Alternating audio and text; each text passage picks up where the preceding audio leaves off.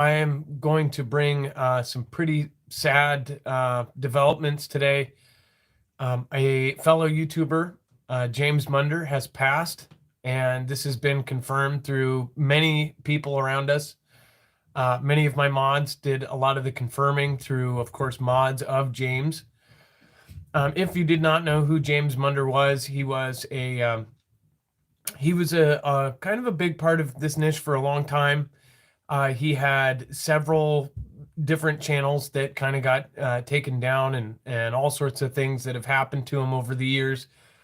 People have followed kind of the things that have happened to him because, uh, as he said, he was. A lot of people believe that he was a TI or a targeted individual, but again, what happened apparently was around 3 to 4 a.m., he was in a car accident close to LAX airport on 405, and that's what we have so far. I wanted to wait to confirm a lot of this. I ended up watching a few of his latest videos, and he most definitely. And then I also called. His phone number is still up, and his answering machine's still there, but his voicemail is full, obviously. So I'm hoping that this is some sort of mistake, but from what we know now, it's most likely not.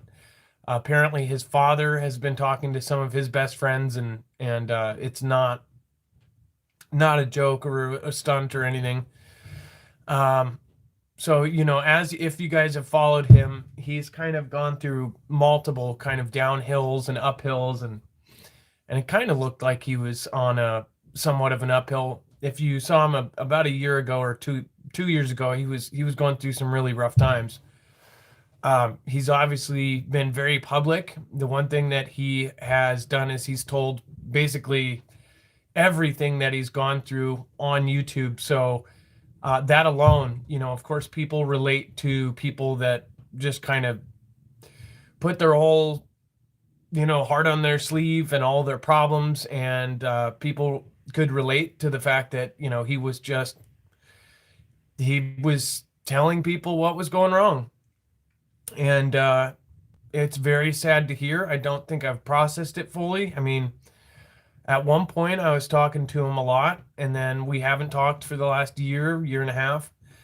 um, I talked to him when it was pretty bad, and then I felt like he was getting better. So yeah, that's we all have a clock.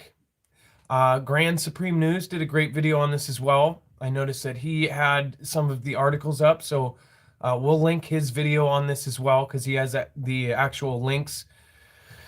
And then our mods, if you have any questions during tonight's show on Marfoogle TV, our sister channel, our mods have been digging, on almost everything about this. And they have, they got screenshots of all of the different information and things like that, and they would just be able to answer your questions a lot better than I would be able to. Again, this happened around 3 to 4 a.m. this morning. Not everybody was, a super fan of James, but he is definitely somebody who, behind the scenes, when he talked to people, he did have a big heart. He talked to people like myself, and when he wasn't on camera, he was brutally honest. I mean, he told you that he was going through. He told you he was going through a lot of problems. So it's not my place to put any of those problems out. In fact, that's kind of his place, and his videos were there. But one really crappy part is a lot of his videos and his kind of his repertoire are not there anymore. Just what he re-put up and what was there, more recently.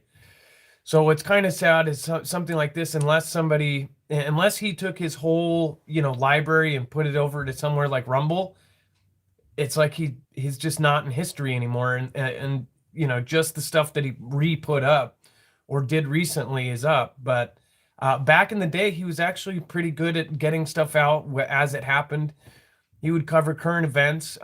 People know him. Like I used to laugh at the fact that he was pretty funny. He would go through and he would use phone apps to do the news and to do different things.